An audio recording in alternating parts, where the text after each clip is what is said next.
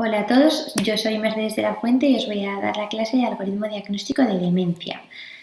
Como siempre, lo primero de todo es la definición. Las demencias son trastornos orgánicos adquiridos que va a alterar la función cognitiva del paciente, no necesariamente la memoria, aunque sí es el área cognitiva más frecuentemente afectada. Se va a producir un decremento con respecto al nivel cognitivo previo y la coletilla más importante es que tenga una repercusión funcional en la vida del paciente. Cualquier agresión que se produzca al cerebro ya es un factor de riesgo para producir demencia, pero el factor de riesgo más importante va a ser la edad.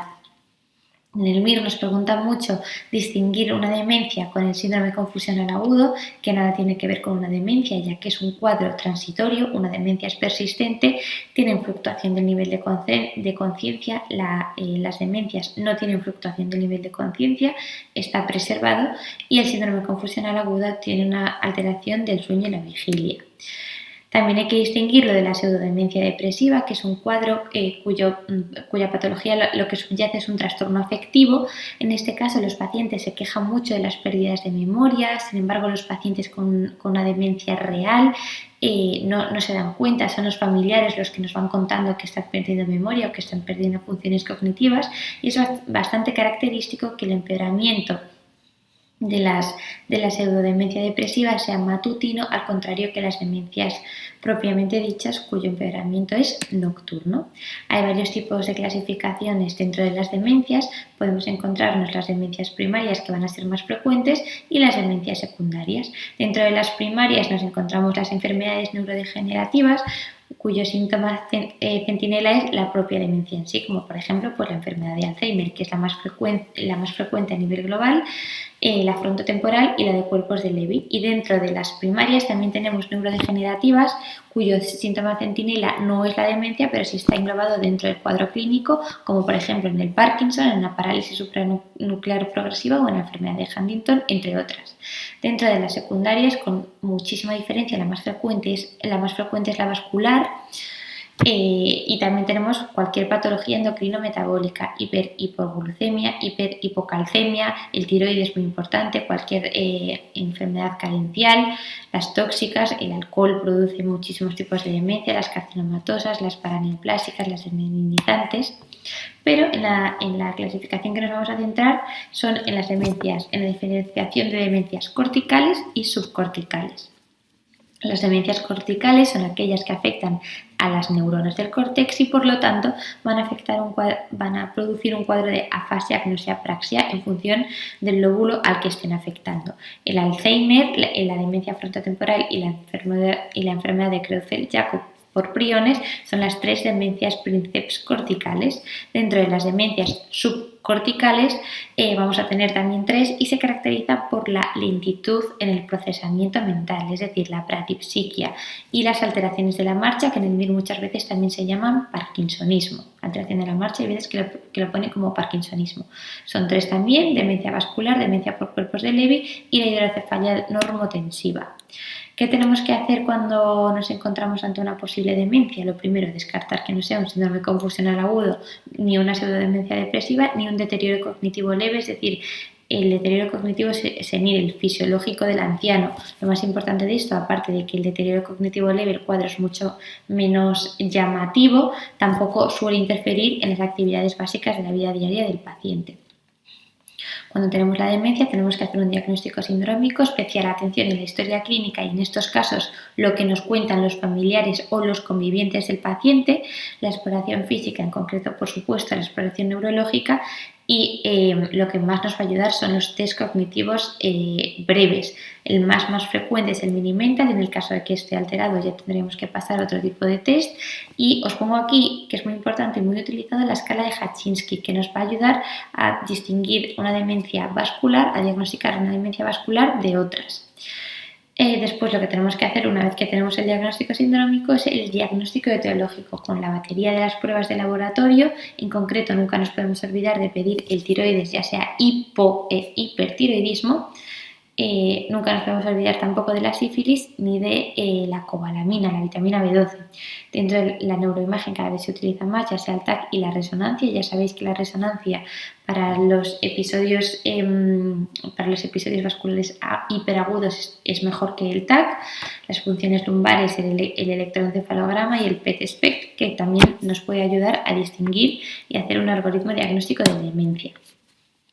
Para mí, ¿qué es importante? Si nos cuentan un paciente con un cuadro progresivo de demencia en una persona de más de 60 años que comienza con pérdidas de memoria, la palabra anosognosia nos ayuda mucho y más tarde, con años de evolución, comienza con algún síntoma psicóticos o el síndrome del impostor, el llamado síndrome de Capgras, tenemos que pensar en una enfermedad de Alzheimer, que ya sabéis que afecta a los lóbulos frontotemporoparietal, comienza en el hipocampo y luego se sigue desarrollando. Después tenemos la demencia frontotemporal, que también es una demencia cortical, que en este caso el lóbulo parietal va a estar conservado y es bastante característico que la edad de comienzo sea puede aparecer a cualquier edad, pero nos la suelen preguntar como más jóvenes que de la enfermedad de Alzheimer. Lo suele preguntar a partir de los 40 a 50 años. La enfermedad por cuerpos de Levy es una demencia subcortical. La edad suele ser a partir de los 50 años y es la enfermedad de Parkinson, pero al revés, es decir, comienza con la demencia, tiene de manera precoz síntomas psicóticos como las alteraciones visuales, el parkinsonismo y tiene una fluctuación clínica de la propia demencia. Si nos hablan de un cuadro más subagudo, vamos a pensar en la demencia vascular. Si quieren que pensemos en demencia vascular, nos van a hablar de factores de riesgo cardiovascular como por ejemplo la hipertensión, y es lo más característico que sea una demencia escalonada, como una escalera. Hay veces que también nos hablan de signos de focalidad neurológica y aquí es especialmente importante las pruebas de neuroimagen. La enfermedad de Jacquin, la hidrocefalia normotensiva, también es una demencia subcortical, se caracteriza por la tríada de alteraciones de la marcha, demencia y alteración del control de esfínteres. También muy importante la neuroimagen porque vamos a ver unos ventrículos enormes. La punción lumbar, no sé por qué les gusta mucho preguntar en el MIR que la presión es normal y esta también es muy importante descartarla porque es potencialmente tratable.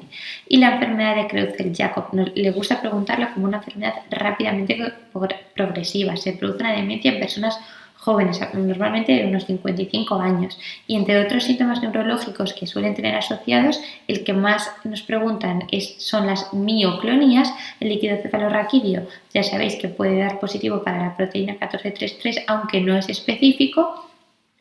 Y cuando hacemos una resonancia en estos pacientes suele tener hiperintensidad la parte posterior del tálamo y esto se llama el signo de Pulvinar. Creo que todavía no lo han preguntado nunca, pero es potencialmente preguntado.